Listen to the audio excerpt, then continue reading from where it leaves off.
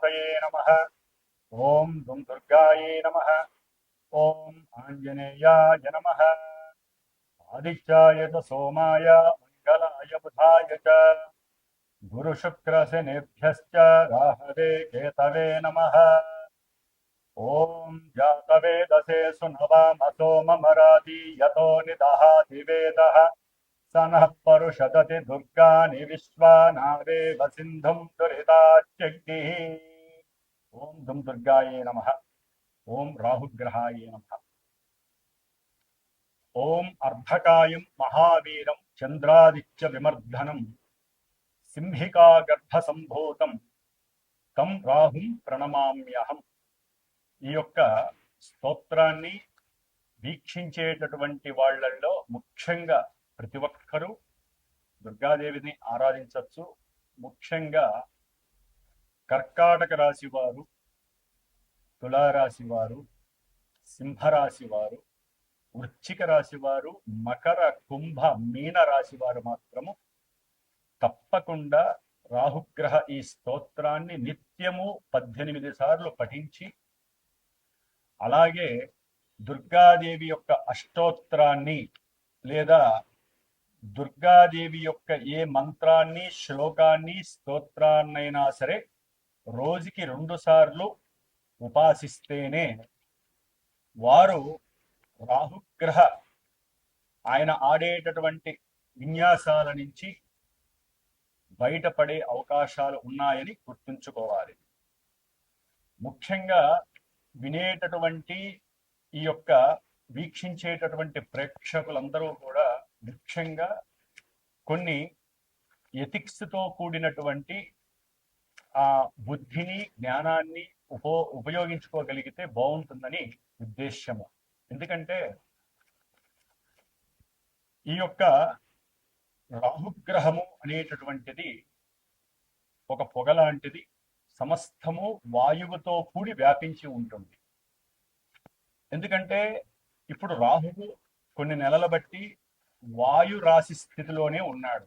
అంటే కుంభరాశి అనేటటువంటిది ఆయన యొక్క స్వక్షేత్రము. స్వక్షేత్రగతుడై దాదాపుగా నవంబర్ 22వ తేదీ వరకు కూడా శుభగ్రహ అధిపతి అయినటువంటి గురుగ్రహ నక్షత్రంలో ఉండి తన యొక్క మిత్రుడైనటువంటి శని యొక్క రాశిలో ఉండి ఇరువురి యొక్క ఫలితాలని కూడా బ్యాలెన్స్ చేస్తూ ఇబ్బందులను పెడుతూనే వీళ్ళందరికీ కూడా, ఈ రాశిలో వారందరినీ కొంత రక్షించగలిగేటటువంటి పరిస్థితిని కలిగి ఉన్నాడు ఈ రాహు మహానుభావుడు.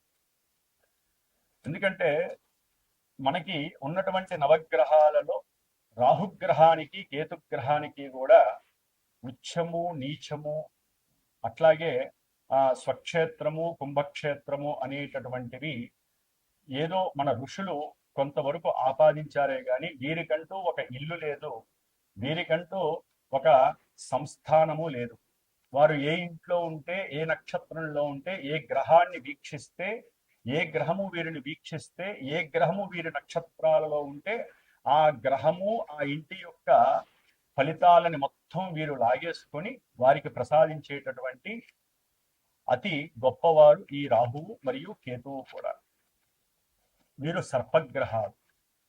అంటే పూర్వజన్మల్లో కానీ ఈ జన్మల్లో కానీ ఈ రాహుకేతువులకి సంబంధించినటువంటి సర్పదేవత, అంటే అధిష్టాన దేవత సర్పములు వీరిద్దరికీ కూడా. కాబట్టి కొంతమందికి జాతకాలలో అనంతకాల సర్పయోగ దోషాలని, అట్లాగే సవ్యకాల, అపసవ్యకాల, అర్ధకాల సర్పయోగ దోషాలని, సంపూర్ణ కాల సర్ప యోగాలని, అట్లాగే జన్మలగ్నం నుంచి కూడా 12 లగ్నాలకి వీరు లగ్నంలో ఉంటే ఏంటి, కుటుంబ స్థానంలో ఉంటే ఏంటి, తృతీయంలో ఉంటే ఏంటి, చతుర్థంలో ఉంటే ఏంటి, అంటే ఈ రాహుకేతువులు 12 లగ్నాలలో 12 రాశుల్లో దాదాపుగా 144 ప్లస్ కేతు నుంచి చూస్తే ఇంకో 144, 288 కాలసర్ప యోగ దోషాలని అనుభవిస్తూ ఉంటాము అందరము కూడా. అయితే వీరి యొక్క దశలో, అంతర్దశలో, విదశలో, సూక్ష్మ దశలో, ప్రాణదశలో వచ్చినప్పుడు, గోచారంలో వీరికి ప్రతికూలమైనటువంటి స్థానగతుల్లో ఉన్నప్పుడు మాత్రమే వీరికి అవి ఎక్కువగా ఇబ్బంది పెట్టేటటువంటి పరిస్థితులు ఉన్నాయి. మరి ఇప్పుడు ఇందాక చెప్పినటువంటి రాశుల వారికి అయితే గనక తప్పకుండా ఈ రాహుగ్రహము యొక్క ఆ ఇబ్బందులు పడేటటువంటి అవకాశాలు ఎక్కువగా ఉన్నాయి. ముఖ్యంగా ఈ రాహువు వాయుతత్వపు రాశి అయినటువంటి అట్లాగే తన యొక్క సొంత నక్షత్రమైనటువంటి శతభిష నక్షత్రంలోకి ప్రవేశించాడు నవంబర్ 23వ తేదీన.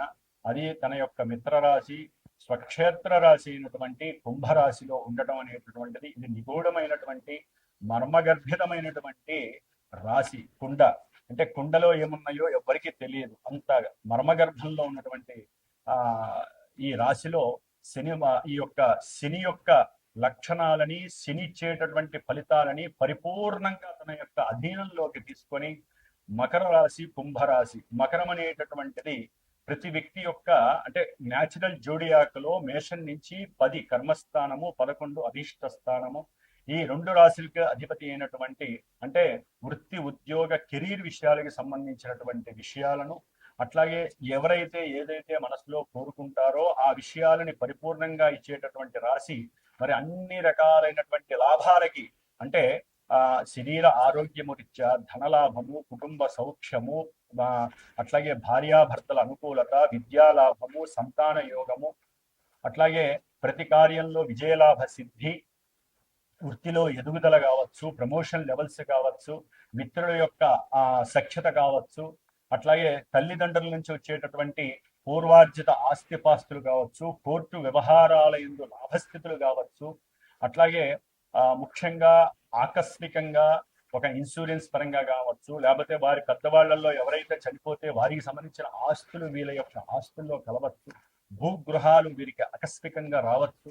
వృశ్చిక రాశి వారికి 4వ స్థానమైనటువంటి కుంభరాశిలో రాహువు ఈ నవంబరు 2025వ సంవత్సరం 23వ తేదీ నుండి ఆగస్టు 2025 2వ తేదీ వరకు కూడా ఆయన యొక్క సొంత నక్షత్రములో మిత్రరాశిలో ఉండటము అది 4వ స్థానము కొంత చింతన స్థానము అసౌకర్యకరమైనటువంటి స్థానము. ముఖ్యంగా విద్యార్థులకి విద్యా విఘ్నాలు ఆటంకాదులు గృహము కట్టాలి స్థలము కొనాలి భూములు ఉన్నటువంటి వారికి కబ్జాలు జరగటము లేకపోతే గృహము కట్టే వాళ్ళకి ధనపరమైనటువంటి లేకపోతే సహాయ సహకారాల పరంగా కావచ్చు లేకపోతే కుటుంబంలో విరోధత్వము కావచ్చు బంధుమిత్రాదుల యొక్క అసౌకర్యము వారి యొక్క ఏడుపులు ఈర్ష్యలు ద్వేషాలు లేకపోతే వారు మీ మీద ఉన్నవి లేనివి చెప్పి లేనిపోని సమస్యలు మీకు సృష్టింపజేయటము ఇలాంటి వాటి వలన కూడా లేనిపోని ఇబ్బందులు ఒక్కొక్కసారి అయితే కట్టుకునేటటువంటి ఇంటిని కూడా అమ్మేసే పరిస్థితి కావచ్చు ఉన్నటువంటి భూములు